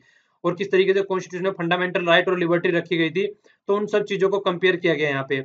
देखिए ये आप लोगों को एक बुक और है इनकी, ये भी नाम याद रखनी है आप लोगों को। 1948 में अंबेडकर जी की एक बुक और पब्लिश हुई थी। ये 1948 डेट भी याद किस लिए रखनी है, क्योंकि 1948 यही तो डेट थी, और उसी टाइम पे जो ये ड्राफ्टिंग कमेटी के हेड थे, जब कॉन्स्टिट्यूशन ड्राफ्ट बना रहा, जब मतलब कॉन्स्टिट्यूशन बनाया जा रहा था इनके द्वारा, ठीक है ना, तो उस टाइम पे इनकी बुक आई थी। बुक का नाम था द अनटचेबल। हु कौन थे ये, who were they and why they were became untouchable. तो उस बुक में इन्होंने क्या बताया था कि जो भी आदमी जो हु ईट्स डेड काउ, जो डेड काउ को खाता था, मरी हुई गाय को खाता था, उनको अनटचेबल बोला जाता था। तो वे आदमी वहां पे अनटचेबल थे, ठीक है ना। तो दे एनीथिंग सेपरेट, तो उनको कोई भी सेपरेट करता था हिंदू से तो वो ओनली बीफ ईटिंग था, जो कि वो बीफ खाया करते थे, वही था जो उनको हिंदू धर्म से अलग करता था। पर लेकिन अंबेडकर जी की अगर बात देखी जाए, मतलब कितने महान आदमी थे ये, इनके बारे में देखा जाए बुक में तो इन्होंने लिखी जाए उसी टाइम पे बुक लिखी है, पर लेकिन ये सब चीजों पे जब डिबेट हुआ इससे रिलेटेड, कोई भी अनटचेबल या कोई भी रिलेटेड, तो इन्होंने काउ का एक बार भी जिक्र वहां पे नहीं लिया कॉन्स्टिट्यूशन असेंबली में। तो मतलब ये इनकी मैच्योरिटी दिखाता है, क्योंकि वहां पे इनको पता था कि किस तरीके के आदमी बैठे हैं और क्या हो सकता है वहां पे, जबकि वहां पे कॉन्स्टिट्यूशन फॉर्म करने की बात चल रही थी। तो वो सारी चीजें यहाँ पे इसमें दो तीन चीजें बताई गई है, और बाकी तो काउ के ऊपर जो पॉलिटिक्स है वो बताई गई है। तो आप लोगों को एक तो इस बुक का नाम लिखना है, ये भी बुक अंबेडकर जी के द्वारा लिखी गई है। एक ये वाली बुक, ये भी बुक अंबेडकर जी के द्वारा लिखी गई है। ये कुछ पॉइंट्स है, तो ये सारी चीजें आप लोगों को याद रखनी है। ओके, ये आप लोगों के लिए क्वेश्चन भी हो गए यहाँ पे। Do we need a film censor board, तो आप लोगों को इस आंसर भी देना है। तो यहाँ पे तीन चीजें हैं, देखिए लेफ्ट, राइट और फिर सेंटर वाला। तो इसमें सबसे पहले तो बात ये आती है, जो लेफ्ट वाले होंगे वो क्या करेंगे, हमेशा अपोज करते हैं जो भी गवर्नमेंट की चीजें होती है। तो ये बोल रहे हैं कि sensor note space in the mature democracy, जहां मैच्योर डेमोक्रेसी है वहां सेंसर का कोई मतलब नहीं है। और जो कि जो सिनेमा होता है वो एक आर्ट है, तो आर्ट को एक फ्री होना चाहिए, उसको किसी तरीके का उसका रिस्ट्रिक्शन नहीं होना चाहिए। और आगे क्या बोल रहे हैं कि जैसे सिनेमेटोग्राफी एक्ट है जो 1952 है, वो कॉलोनियल बेस है वहां पे, मतलब कॉलोनी थी जब हम अंग्रेजों के गुलाम थे उस टाइम पे वो बनाया गया था। तो अंग्रेजों के गुलाम थे उस टाइम पे, अगर कोई चीज बनाई जा रही है और आज की डेट में भी आप उसको कंटिन्यू कर रहे हैं तो उसका कोई मतलब नहीं बनता है। तो ये चीजें यहाँ पे बोली गई हैं। तो आप लोग ये यहाँ पे ये भी बोल रहे हैं कि 18 वर्ष की उम्र में आप लोग वोटिंग राइट दे देते हैं, 21 वर्ष की उम्र में आप मैरिज का दे देते हैं, करियर चूज करने का राइट दे देते हैं, कहाँ पे इन्वेस्टमेंट करना है ये राइट दे देते हैं। तो इसके बाद भी आप लोगों को ये डिसाइड करने की जरूरत रह जाती है कि हम लोगों को क्या देखना चाहिए और क्या नहीं देखना चाहिए। तो ये तो इतने तो मैच्योर है, हम लोग खुद ही हो गए हैं कि हम लोगों को अपने आप छोड़ देना चाहिए कि हम लोग क्या देखना है क्या नहीं देखना है। तो ये इस तरीके से बोल रहे हैं, ठीक है। तो मतलब ये सारी चीजें इतनी होनी चाहिए। तो ये फिर देखिए अगर देखा जाए श्याम बेनेगल कमेटी, इसको याद रखना है आप लोगों को बहुत ज्यादा डिसअपॉइंटिंग बोल रहे हैं। उन्होंने भी क्या किया, एक रीजनेबल रिस्ट्रिक्शन की बात करी है, ठीक है। तो रीजनेबल रिस्ट्रिक्शन निकल के कहां से आती है, आर्टिकल 92 का पार्ट, आर्टिकल 190 के पार्ट 2 में से निकल के आती है। फ्रीडम ऑफ एक्सप्रेशन किस में रहती है, 190 के 1 में रहती है, ये 19 के 1 में तो फ्रीडम ऑफ एक्सप्रेशन रहती है, और 19 के जो 2 पार्ट है उसमें रहता है थोड़ा सा, मतलब कोई भी रीजनेबल रिस्ट्रिक्शन लगाना। जो रीजनेबल रिस्ट्रिक्शन किसके बेस पे लगानी होती है वो आप लोगों को आगे बताऊंगा अभी मैं, दूसरे वाले में बताया गया यहाँ पे। तो ये देखिए क्या कह रहे हैं कि डेली लाइफ में जो होता है किस तरीके से करेंसी को रेशनलाइज किया जाता है, पेट्रोलियम का क्या प्राइस होना चाहिए, इवन फूड क्या क्या खाना चाहिए, बैनिंग लिक्वर, ये सारी चीजें तो आप लोग कर ही रहे हैं। लव पे भी आप लोग बैन लगा दे रहे हैं, क्रिमिनलाइज कर दे रहे हैं, अगर कोई खड़ा होके मतलब वो चल रही था अभी लव जिहाद पता नहीं क्या क्या चीजें चल रही थी। तो काइंड ऑफ चीजें इन सब पे तो लगाते हैं। आप ये भी कि हमको देखना क्या है, सोचना क्या है, पहनना क्या है, मतलब अगर इन सब चीजों पे भी लगाएंगे तो फ्रीडम कहाँ पे रह गई मेरे भाई, फ्रीडम तो सारी खत्म हो गई है। तो ये लेफ्ट का विचार था, ठीक है। तो ये लेफ्ट का विचार था। अब राइट का विचार क्या कह रहे हैं, देखिए टोटल सेंसरशिप और एब्सोल्यूट जो फ्रीडम, ये दोनों ही प्रॉब्लमेटिक है, मतलब दोनों में प्रॉब्लम है। ऐसा नहीं है कि टोटल सेंसरशिप भी लगनी चाहिए और एब्सोल्यूट फ्रीडम भी होनी चाहिए, तो दोनों में प्रॉब्लम है, तो एक बैलेंस बना के रखना चाहिए। हालांकि ये थोड़ा सा सेंट्रल वाला व्यू लग रहा है, पर इन्होंने राइट वाले में दिया है। आगे क्या बोल रहे हैं, आगे देखिए क्या बोले, इंडिया एक बहुत ही कॉम्प्लेक्स कंट्री है, बहुत सारे रिलीजन है यहाँ पे, बहुत सारी कास्ट है यहाँ पे, बहुत सारी लैंग्वेज है यहाँ पे। तो इतनी सारी चीजें होते हुए, और देखिए अगर इसके सिनेमा के हिसाब से देखा जाए, प्रेस के हिसाब से देखा जाए, तो इनको तो कहीं कॉन्स्टिट्यूशन में मेंशन भी नहीं किया गया है। 19(1) जो आर्टिकल है उसमें कहीं पे मेंशन नहीं किया गया है इनको। इनको माना जाता है कि ये फ्रीडम ऑफ एक्सप्रेशन के अंदर आते हैं, ठीक है। तो अगर इनको टोटल सेंसरशिप, तो दोनों प्रॉब्लमेटिक है। तो एक जो आर्टिकल 19 का जो 2 पार्ट है, जो पहले मैंने अभी बोला था, तो एक रीजनेबल रिस्ट्रिक्शन होनी चाहिए। वो किसके बेस पे यहाँ पे लिखा गया है, इंटीग्रिटी के बेस पे, सिक्योरिटी ऑफ स्टेट के बेस पे, और फ्रेंडली रिलेशन बना के रखना है फॉरेन कंट्री के, और पब्लिक ऑर्डर बनाए रखना है। तो ये कुछ चीजें हैं जिसके बेस पे हमको एक रीजनेबल रिस्ट्रिक्शन लगानी होती है। एंड रीजनेबल रिस्ट्रिक्शन की वजह से ही हार्मोनी बनी रहती है सोसाइटी में, वरना जिस तरीके कॉम्प्लेक्स हमारी कंट्री है, अगर हम ऐसा नहीं करेंगे तो फिर बहुत ही ज्यादा प्रॉब्लम हो जाएगी, ठीक है ना। तो सेंसरशिप जो है वो रीजनेबल रिस्ट्रिक्शन होनी चाहिए, रिक्वायर्ड है, बिकॉज क्योंकि देखिए जो जो चीजें दिखाई जाती हैं, जिस तरीके से सिनेमा में चीजें दिखाई जाती हैं, वो डायरेक्ट जो पब्लिक के माइंड पे इम्पैक्ट डालती है, उनका एक व्यू पॉइंट क्रिएट करती है। तो इसलिए सेंसरशिप बनती है। और आप लोगों को ये याद रखना है, जो चेयरमैन है इसका मिनिस्ट्री का, वो किसके द्वारा किया जाता है, वो इन्फॉर्मेशन ब्रॉडकास्टिंग मिनिस्ट्री के अंदर आती है सारी चीजें। ये याद रखना है आप लोगों को। ओके, अब सेंटर व्यू देख लेते हैं। तो सेंटर व्यू ने देखे क्या बोला है, जो सर्टिफिकेशन बोर्ड है, तो वो सर्टिफाइड करने की काम करना चाहिए, उसको सेंसर का काम नहीं करना चाहिए। ये बिल्कुल एक मॉडरेट वाली बात आ गई, ठीक है। और यहाँ पे हम लोगों ने नाम भी चेंज किया था इसका, देखिए नाम चेंज किया गया था इसका 1983 में। पहले क्या नाम था इसका, सेंसर बोर्ड था, सेंट्रल फिल्म ऑफ सेंसर, ये था इसका, फिल्म ऑफ सेंसर। इसको चेंज करके क्या किया गया था, सेंट्रल बोर्ड, यहाँ पे क्या था, central board of film sensor. यहाँ पे क्या कर दिया गया, सेंट्रल बोर्ड ऑफ से बाद में फिल्म भी वो का वही है, जो सर्टिफिकेशन चेंज कर दिया गया सेंसर से। तो ये याद रखना है। तो ये यहाँ पे बोल रहे हैं कि सर्टिफाइड करना चाहिए हमको, ना कि सेंसर करना चाहिए, ठीक है। और ये बहुत ही प्रिटी है, देखिए एक्सप्लेन, ये बोल रहे हैं इसको रेस्पॉन्सिबल है, कि एक रेस्पॉन्सिबिलिटी होनी चाहिए कि सर्टिफाइड करना है अकॉर्डिंग टू द एज के हिसाब से सर्टिफाइड करना है। अब जिसको देखना है वो अपने हिसाब से देखता रहेगा। देखिए कितने तरीके के यहाँ पे ये दिए जाते हैं, अंडर यू कैटेगरी सर्टिफिकेट दिया जाता है, यूए दिया जाता है, ऐसे दिया जाता है, ये दिया जाता है। हालांकि यहाँ पे एक्सप्लेन नहीं किया गया, पर मैं इनको आप लोगों को बता दूंगा क्या है अभी ये।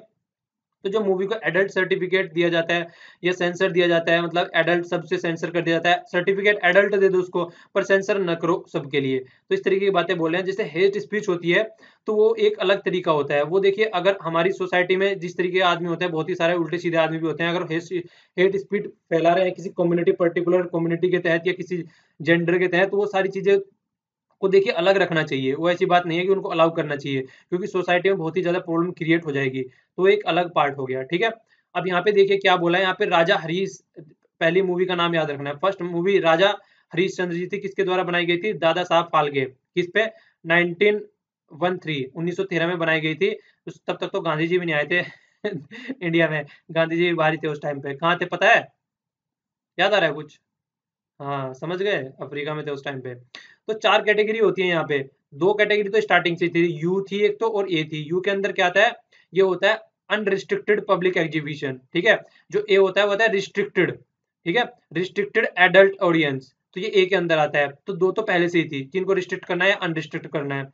1983 में 2 कैटेगरी और ऐड कर दी अंडर ए। तो unrestricted public exhibition subject to the, ये बोला गया यहाँ पे पेरेंटल गाइडेंस, मतलब जो बिलो द एज 12 है उनको पेरेंट के गाइडेंस में ये चीजें देखनी है, ठीक है। और फिर ऐसा ही है रिस्ट्रिक्टेड, मतलब स्पेशलाइज ऑडियंस के लिए, ठीक है। तो सब्जेक्ट टू द डॉक्टर और द साइंटिस्ट, तो ये उनके लिए है। तो ये देखिए 4 कैटेगरी बना दी गई है। पूछी जा सकती है कौन कौन सी कैटेगरी है, तो 4 कैटेगरी हो गई, कौन कौन सी में ये है। और जो फॉर्मेशन हुआ था 1952 में हुआ था, सर्टिफाइड प्रोवाइड कराता है, हेडक्वार्टर महाराष्ट्र में है, और चेयरपर्सन ये इनके पहलराज जी हैं। काफी न्यूज में हालांकि ये भी रहे हैं, तो इनका भी नाम आप लोग याद रखने का। तो इनके जो ये मिनिस्ट्री के अंदर आती है, किसके आती है, ये आती है मिनिस्ट्री इंफॉर्मेशन एंड ब्रॉडकास्टिंग के अंडर में। तो ये कुछ कुछ इससे छोटी छोटी मगर मोटी बातें इससे कनेक्टेड हो गई आप लोगों की। अब ये पीआईबी की न्यूज हम लोग यहाँ पे देख लेते हैं। देखिए पीआईबी की न्यूज में क्या है, यहाँ पे ये पीएम ने एड्रेस किया है 50th year of IMC ladies wing, ठीक है। ये आईएमसी होता क्या है, इसके बारे में सारी इंफॉर्मेशन आप लोगों को अगले इस स्लाइड में मैं आप लोगों को दिखाऊंगा। ये वाला देखिए, इंडियन मर्चेंट चैम्बर वैसे इनको बोलते हैं। तो ये नॉर्मल आदमियों के लिए एक तरीके से इसको बोला जाता है, इनका डोमिनेंस था। बाद में ये महिलाओं के लिए आया। तो जो महिलाओं के लिए बनाया गया था, ये है ladies wings Indian merchant chamber. मतलब जो भी व्यापार करना चाहती हैं, बिजनेस में आना चाहती हैं, प्रोफेशनल बनना चाहती हैं, तो एक ऑर्गेनाइजेशन है जिसमें लगभग 2200 मेंबर हैं। तो इसका जो फॉर्मेशन हुआ था वो 1966 में हुआ था। तो अब यहाँ पे देखिए, इसके लगभग 50 साल पूरे हो चुके हैं, तो उसके बेस पे यहाँ पे बात चल रही है, ठीक है ना। तो यहाँ पे जो इन्होंने बोला है, जो प्राइम मिनिस्टर जी ने स्पीच दी है, वो स्पीच आप लोग यूज कर सकते हैं। बहुत ही अच्छे अच्छे पॉइंट है, ये काफी अच्छे पॉइंट है, इनको राइटर में भी यूज किया जा सकता है, और ये वैसे भी कनेक्टेड होते हैं कई तरीके से। क्या है यहाँ पे देखिए, सबसे इंपॉर्टेंट जो मुझे लगा और बहुत ही अच्छा लगा सुनने में भी, और ये फायदे कई वो भी है। देखिए जैसे लड़कियों की शादी होती है, शादी होने के बाद में कहाँ पे चली जाती है, वो मई के चली जाती हैं अपने। तो वहां पे जाने के बाद में नाम भी चेंज हो जाता है, उनके नाम के पीछे जो होता है उनके हस्बैंड का नाम लगा दिया जाता है।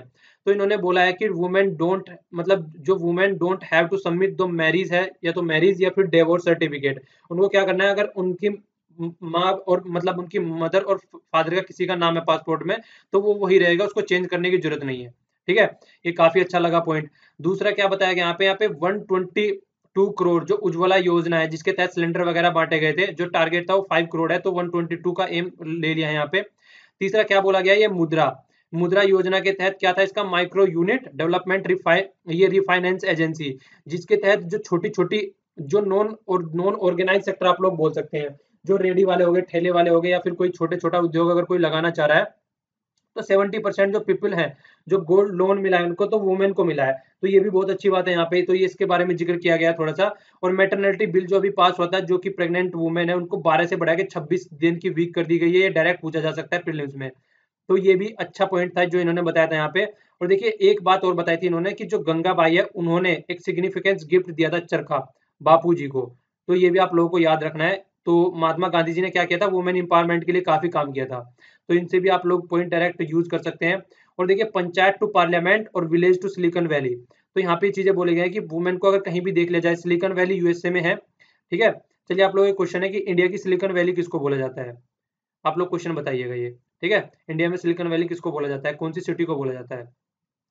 तो ये देखिए सब जगह आगे हैं, ऐसी कोई बात नहीं है कहीं पे भी ये पीछे हैं, तो इसीलिए स्पेशल इनको 50 जो ये ईयर हो गए हैं उस पर कॉन्ग्रेचुलेट किया गया है। और यहाँ पे ये भी बोला गया था, देखिए 50 साल में मतलब एक तरीके से तप तप के सोना बनता है, तो इसीलिए मतलब गोल्डन जुबली बोल देते हैं चीजों को। तो मतलब कई सारे वो पता नहीं क्या क्या चीजें बोल रहे थे। आपको पता है उनको एक पॉइंट दे दो, प्राइम मिनिस्टर जी की सबसे अच्छी क्वालिटी मुझे क्या लगती है वो ये है, उनको आप कोई भी एक पॉइंट दे दो तो उसके पॉइंट से इतना अच्छा स्पीच बना देते हैं यार, आज तक मैंने किसी बंदे को ऐसा नहीं देखा कि इतना माइंड ब्लोइंग स्पीच बना लेता है। ये बीजेपी की बड़ाई नहीं कर रहा हूँ, ये पर्टिकुलर मेंबर की पर्टिकुलर इंसान की बड़ाई कर रहा हूँ, ये किसी के अंदर भी होंगे तो आप लोगों को बड़ाई करनी चाहिए, पॉलिटिकली मोटिवेटेड होकर कोई चीजें नहीं बोल रहा हूँ मैं यहाँ पे, ओके। अब यहाँ पे देख लेते हैं, देखिए इंडियन जो मर्चेंट चैम्बर है वो स्टेब्लिश कब हुआ था, ये पीआईबी का नहीं है, अलग से निकाला गया है। 7 नवंबर 1907 मुंबई में ये स्टेब्लिश हुआ था, ठीक है। तो ये स्टेब्लिश हुआ था, क्यों हुआ था ये, देखिए जो हमारा ट्रेड था उसको प्रॉपर एक वे देने के लिए, क्योंकि उस टाइम पे हमारा देश गुलाम था। तो जब हम उनके अंडर में थे, उनके चंगुल में आप लोग कह सकते हैं उस टाइम पे, तो ट्रेड कॉमर्स जो इंडस्ट्री है किस तरीके से उनका इंटरेस्ट है उनको बनाए रखा जा सकता है, ठीक है। तो इसलिए उसको फोकस करके चला गया था। तो इसने ओरिजिनली जो ड्यूरिंग द ब्रिटिश पीरियड में प्रमोट किया है कॉमर्स को, जो इंडियन एंटरप्रेन्योर है उनको फोकस देके चला गया है कि किस तरीके से इंडियन को मतलब वो करना है। और देखिए जब जिस टाइम पे स्वदेशी मूवमेंट भी चलाए गए थे, तो स्वदेशी मूवमेंट में भी बहुत ज्यादा योगदान रहा है उस टाइम पे, मतलब अपनी चीजों को बनाना, अपनी चीजों को यूज करना, इन चीजों पे बहुत ज्यादा फोकस रहा था। तो इंडियन स्ट्रगल, फ्रीडम स्ट्रगल के टाइम पे भी इनका बहुत ज्यादा सिग्निफिकेंस रहा है। तो क्यों कौन सी रिलेट करना बिजनेस को, और इंडियन को खुद सेल्फ रियलाइज करना, अपने ऊपर डिपेंडेंट रहना, ठीक है। और सबसे बड़ी बात आप लोगों को ये भी याद रखनी है, न्यूज में आई गया है, महात्मा गांधी जी भी ने भी इसको मेंबरशिप ली थी इनकी 1931 में। तो इस चैम्बर की गांधी जी भी थी ना, पेट्रोनोइज कहते हैं सहायता देना, ओके। तो ये चीजें हो गई इससे रिलेटेड। तो लेडीज ये तो हो गया वहां पे, ये 1907 की बात चल रही है, ठीक है। इसके 100 साल कब कंप्लीट हुए थे, ये अभी 1900 आप लोग मतलब 6 में सितंबर में आप लोग बोल सकते हैं इसको कंप्लीट हो गए थे वहां पे। तो अब देखिए यहाँ पे इसकी बात चल रही है, अब जो वुमेन्स के लिए बनाया गया था वो 1966 में बनाया गया था, किस लिए, सोशियो इकोनॉमिक अवेयरनेस के लिए, एनकरेज करने के लिए उनको एंटरप्रेन्योरशिप में, तो इसलिए बनाया गया था इनको। जो इसको इनोग्रेट किया गया था, वो है धन्नावंती, ये है धन्नावंती रामा राव, तो इनके द्वारा इनको मतलब इनोग्रेट किया गया था इसको। और जो फर्स्ट प्रेसिडेंट है उसका भी आप लोगों को नाम याद रखना है, वो कौन है, वो है जैरीन कॉपर, ये इसकी फर्स्ट प्रेसिडेंट थी। तो ये देखिए 50 साल इसके पूरे हुए हैं, तो इस तरीके की चीजें पूछी जा सकती हैं आप लोगों से, तो किस क्या चीज है, क्या विंग है, तो ये थोड़ा आप लोगों को फोकस देके चलना है, इंपॉर्टेंट हो जाता है। ये कॉमर्स मिनिस्ट्री की यहाँ पे बात कर रहे हैं, अभी निर्मल सीतारमैया जी जो है, रमन जी हैं, वो उसकी मतलब मिनिस्टर हैं कॉमर्स मिनिस्ट्री। तो ये अभी जापान गए हुए हैं, ठीक है ना। तो जापान में यहाँ पे गए हुए हैं, कहाँ पे गए हैं, नेगोया सिटी, जापान में, नगोया, दोनों कहाँ पे है, यहाँ पे ये हो गया नगोया, ठीक है। ये देखिए यहाँ पे है, ये है होका हिकाडो हिकोडो, ये है हंसू, और ये है सिकाकू, और ये है कोयाशू। ये तो ये 4 आइलैंड है, ये कई बार पूछ ले जाते हैं, ऊपर से नीचे तक लगाने के लिए आ जाते हैं कि नॉर्थ से साउथ तक लगाओ, तो ये भी आप लोग थोड़ा देख लीजिएगा, ठीक है। ये सी हो गया यहाँ पे। तो नेगोया हो रही है, ये हो गया हिरोशिमा, जहाँ पे बम गिराए गए थे, ठीक है, हिरोशिमा। और ये हो गया नागासाकी। तो हिरोशिमा नॉर्थ में है और नागासाकी थोड़ा इसके साउथ में है। हिरोशिमा है वो कहाँ पे है, वो है हुंसू पे, ठीक है ना। और ये जो ये हो, ये कहाँ पे है, यहाँ पे ये वाला इस पे है, हुंसू पे है या इस पे है, ये सिकाकू पे है, हुंसू पे नहीं है, ये है सिंकाकू, सिहिकाकू, क्या बोलेंगे इसको, देख लीजिएगा यार इसको थोड़ा सा, ठीक है, एक बार सर्च कर लीजिएगा थोड़ा सा। मतलब टोटल पता होना चाहिए थोड़ा सा, जो खासकर जो हिस्टोरिकल चीजें हैं उनका पता होना चाहिए। तो देखिए एक यहाँ पे इंपॉर्टेंट क्या चीज होती है, थर्ड लार्जेस्ट फॉरेन इन्वेस्टर है जापान इंडिया में। पहला और दूसरा कौन है, सबसे पहला है मॉरिशस और दूसरा है सिंगापुर। ये दोनों बहुत ही ज्यादा इंपॉर्टेंट है, कई बार पूछे जा चुके हैं। सबसे ज्यादा कौन है, मॉरिशस, ठीक है ना। तो ये आप लोगों को याद रखना है। डीप इंगेजमेंट करनी है फूड प्रोसेसिंग में, मेडिकल इक्विपमेंट और ये सब चीजें। और देखिए एक्सपेक्टेड जो विजिट है अभी सेकंड हाफ में 2017 में जापान के प्राइम मिनिस्टर इंडिया में आ सकते हैं। और जो हमारा टारगेट है मैन्युफैक्चरिंग सेक्टर को बढ़ाने का टारगेट है, 25% इसको ले जाने का टारगेट है, जिसमें जापान को बोला गया कि नेचुरल पार्टनर है हमारा, जो हमारी हेल्प करेगा हमारे इस गोल को अचीव करने में। ओके, ये भी एक न्यूज थी। बिजनेस रिफॉर्म प्लान की बात करें 2017, तो ये बनाया किसके द्वारा जा रहा है, डिपार्टमेंट ऑफ इंडस्ट्रियल पॉलिसी, किसके अंदर आता है, मिनिस्ट्री ऑफ कॉमर्स।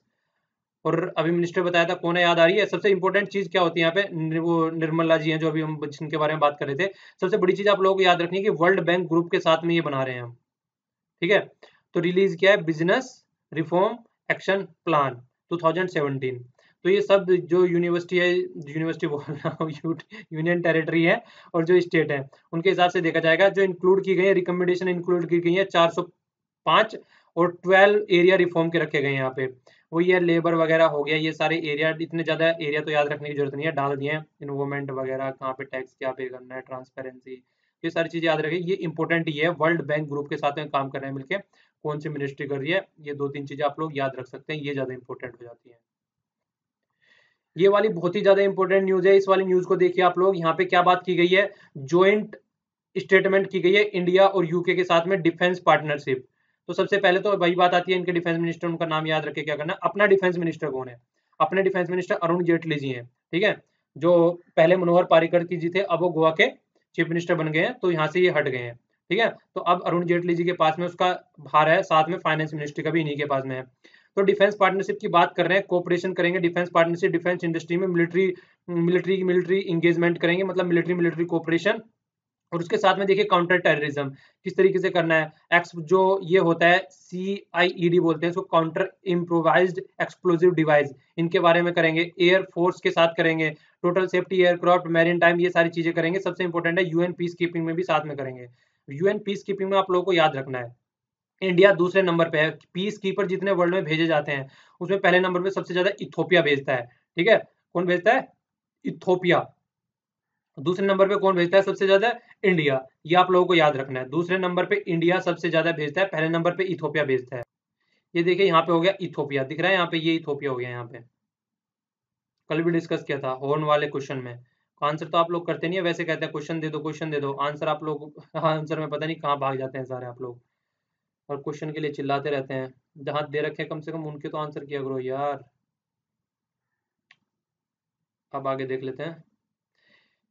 तो देखिए यहाँ पे इनकी बात चल रही है आगे, देखिए टेक्नोलॉजी ट्रांसफर की बात करिए। टेक्नोलॉजी ट्रांसफर नॉर्मली मान लीजिए हमने किसी के यहाँ से कुछ भी खरीद लिया है, तो टेक्नोलॉजी ट्रांसफर सबसे पहले आता है। अगर टेक्नोलॉजी ट्रांसफर हो रहा है तो फिर फायदा रहता है, वहाँ पे ज्यादा इंप्लॉयमेंट जनरेशन की बात हो जाती है, प्लांट लगाने की बात चलती है। तो डेवलप किसको करेंगे, ये हवा जेट की बात कर रहे हैं। अब आप लोग को याद रखना है, देखिए रशिया से कौन सा ले रहे हैं हम लोगों ने अभी कल ही डिस्कस किया था, कल या परसों ही। कौन सा ले रहे हैं, एस से नाम है उसका, नाम लिखिएगा, ठीक है।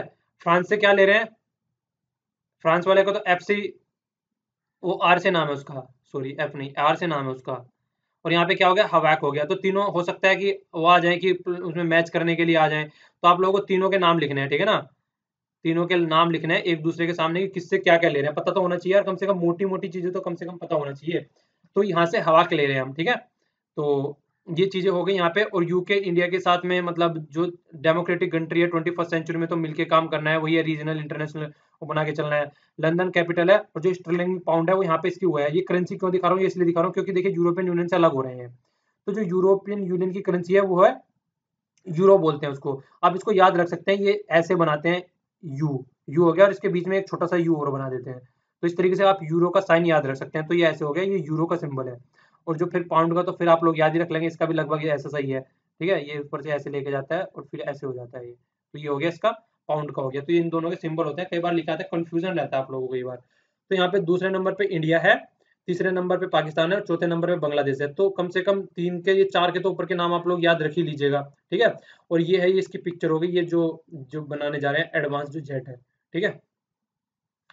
रेलवे में कोऑपरेट करने जा रहे हैं फ्रांस के साथ में, तो जॉइंट रिलीज रेलवे कोऑपरेशन की बात चल रही है। हाई स्पीड यहाँ पे क्या करेंगे, हाई स्पीड और सेमी हाई स्पीड रेल की बात चल रही है, और मॉडर्नाइजेशन किया जाएगा, जिस तरीके से आज की डेट में बहुत सारे एक्सीडेंट हो जाते हैं, किस तरीके से उनको किस तरीके से उनको रोका जाए। स्टेशन का रिनोवेशन किया जाएगा, और सब अर्बन ट्रेन चलाई जाएंगी जो कि लोकल एरिया में आप लोग कह सकते हैं, और सेफ्टी सिस्टम, ऑपरेशन, सिक्योरिटी, वो सारी चीजें। तो ये याद रखना है कि जो रेलवे में कोऑपरेशन फ्रांस के साथ में बनाने की बात चल रही है, ठीक है। रेलवे मिनिस्टर कौन है, प्रभु जी, हे प्रभु बचा लो रेलवे को। ये वाली काफी इंपॉर्टेंट न्यूज है, बूस्टर टू डिजिटल पेमेंट। देखिए जैसे कि 126th एनिवर्सरी थी भीमराव अंबेडकर जी की, तो 14 अप्रैल की थी, तो नरेंद्र मोदी जी ने 2 स्कीम इंपॉर्टेंट लॉन्च की है। भीम, तो ये तो पहले से ही चल रहा था भीम ऐप, इसके साथ में आधार कनेक्ट कर दिया गया है। एक तो ये याद रखना है, दूसरा है कैश बैक और रिफरल, वो रेफरल बोनस। तो ये कैशबैक कैसे कहते हैं, मान लीजिए आप इससे रिचार्ज कर रहे हैं, तो मान लीजिए 50 का रिचार्ज किया तो 25 बैक मिल गए, जिससे आप लोगों को पेटीएम इन पे मिलते रहते हैं ना, तो उस तरीके से इसमें भी मिलेंगे आप। रेफरल बोनस पॉइंट मिलेंगे आप लोगों को, बोनस पॉइंट मिल जाते हैं, उससे आगे चल के कितना आप लोगों को कुछ मिल गया उसमें, तो वो चीजें चलेंगे। तो ये 2 बातें करने की यहाँ पे बात चल रही है, ठीक है। तो भीम ऐप को आप लोग जानते हैं, इसको डाउनलोड कीजिए, यूज किए, बहुत ही आसान यूज करना है यार इसको। तो एक तो ये हो गया MEIT, ये एक मिनिस्ट्री है, और NPCIL, इन दोनों के बारे में भी पूरा अच्छे से जिक्र करेंगे। और तीसरा क्या हो गया, ये हो गया declaring the 75th town going to be less cash, तो लेस कैश की बात चल रही है। तो यहाँ पे ये बात क्या चल रहे हैं, और मेगा ड्रॉ की बात चल रहे हैं, मेजर इंसेंटिव, 2 स्कीम की बात चल रही है। देखिए 2 स्कीम पहले से चल रही है, लकी ग्राहक योजना और जन धन, वो डिजिधन व्यापार योजना। इनके बारे में आप लोगों को पहले ही बता चुका हूँ, ये ग्राहकों के लिए उनको दिया जाएगा जिन्होंने बहुत ही ज्यादा डिमोनेटाइजेशन के पास में पैसा यूज किया, और ये डिजिधन व्यापार योजना, जिन्होंने डिजिधन व्यापार योजना में पैसा यूज किया बहुत ही ज्यादा। तो ये 2 चीजें हो गई, ठीक है। यूजिंग बायोमेट्रिक, अब क्या हो गया, आधार कार्ड इसके साथ में कनेक्ट हो जाएगा भीम के, तो बायोमेट्रिक इन्फॉर्मेशन अब इसमें यूज की जाएगी। तो बायोमेट्रिक इनेबल जो फोन है, मान लीजिए फिंगरप्रिंट से चलते हैं, तो उसमें भी आप लोगों को फायदा रहेगा। तो ये भी चीजें बोली गई यहाँ पे, इंडियन सिटीजन के लिए है ये, ओके। अब थोड़ी आगे इन्फॉर्मेशन देख लीजिए, ये यहाँ पे ministry of electronics and information technology, इसके बारे में बात करते हैं हम यहाँ पे। देखिए ये है क्या, पहले क्या था ये, प्रीवियसली इसको क्या बोलते थे, department of information and technology बोलते थे, और ये डिपार्टमेंट ऑफ इलेक्ट्रॉनिक्स हो गया। फिर इसको बाद में बोलने लगे department of electronics and information technology 2012 में। पहले ये बोलते थे, फिर ये बोलते थे। 2016 में इसको जो department of electronics and information technology, diet बोलते हैं इसको, DEITY, कुछ ही बोल लो, ठीक है। तो इसको फुल फ्लेज्ड मिनिस्ट्री बना दी गई, और मिनिस्ट्री का नाम रखा गया ministry of electronics and technology, ठीक है। बाय फॉरगेट की गई, किस में से निकाली गई, मिनिस्ट्री ऑफ कम्युनिकेशन में से। तो ये 2016 की बात है, नई नई बात है, अभी जुलाई में ही बात हुई है, ठीक है। तो 1 साल भी नहीं है, तो याद रखना है इसको। तो ये तो उसके वाली बात हो गई। दूसरे वाली क्या है, national payment corporation India, Mumbai में तो इसका हेडक्वार्टर है, जिसकी हम लोग बात कर रहे हैं। तो ये अलाउ क्या करते हैं, ई पेमेंट के लिए फोकस किया जाता है, ये यही है जिसके ऊपर हम अभी बात कर रहे थे, ये वाला, ठीक है, जो इनको इम्प्लीमेंट कर रहा है। तो सबसे बड़ी बात क्या है, सबसे बड़ी बात है ये ई पेमेंट करेगा। फाउंड किया गया था 2008 में, NPCI नॉन प्रॉफिट ऑर्गेनाइजेशन है, कंपनी एक्ट के तहत है, 2013 के तहत, कंपनी सेक्शन 8 के तहत। तो यूनिफाइड पेमेंट सिस्टम UPI भी इन्होंने किया है। देखिए आप लोग अगर ये डाउनलोड करेंगे, क्या नाम है इसका, भीम ऐप, तो आप लोगों को एक यूनिफाइड कोड मिलेगा, उसमें आप लोगों को अपनी पर्सनल इन्फॉर्मेशन देने की जरूरत नहीं है, कोड दे देंगे आप लोगों को, तो आपका ट्रांसफर हो जाएगा पैसा। तो वो भी फायदा है कैशलेस सोसाइटी बनाने के लिए और डिजिटल ट्रांजेक्शन करने के लिए। अब तक जो था, हम इंटरनेशनल कार्ड यूज करते थे, जो हम डेबिट क्रेडिट यार यूज करते हैं, लेकिन इनकी वजह से हम डोमेस्टिक कार्ड पेमेंट यूज कर पा रहे हैं, जिसको रुपया बोलते हैं। और रुपया किसके तहत इंट्रोड्यूस किया गया था, जन धन योजना। ये बहुत सारे क्वेश्चन इसमें से डायरेक्ट पूछे जा सकते हैं आप लोगों से, ओके। तो ये आज का हो गया पूरा, ये पैटर्न रखूंगा इसमें, आपका क्वेश्चन वगैरह जो नॉर्मल है वो पूरा पैटर्न चलेगा, इसके साथ में PIB हो जाएगी। बाकी का अगली वाली आएगी, उसमें न्यूज एनालिसिस पूरा डिटेल में अच्छे से करेंगे, उसके साथ में क्वेश्चन देखेंगे और कुछ रिवीजन के टॉपिक भी देखेंगे, उसमें वो सारी चीजें रहेंगी, ठीक है। तो आइए फिर नेक्स्ट वाली वीडियो में मिलते हैं, और दोनों का डिस्क्रिप्शन बॉक्स में लिंक भी मिल जाया करेगा आपको। तो thanks a lot for listening, जय हिंद।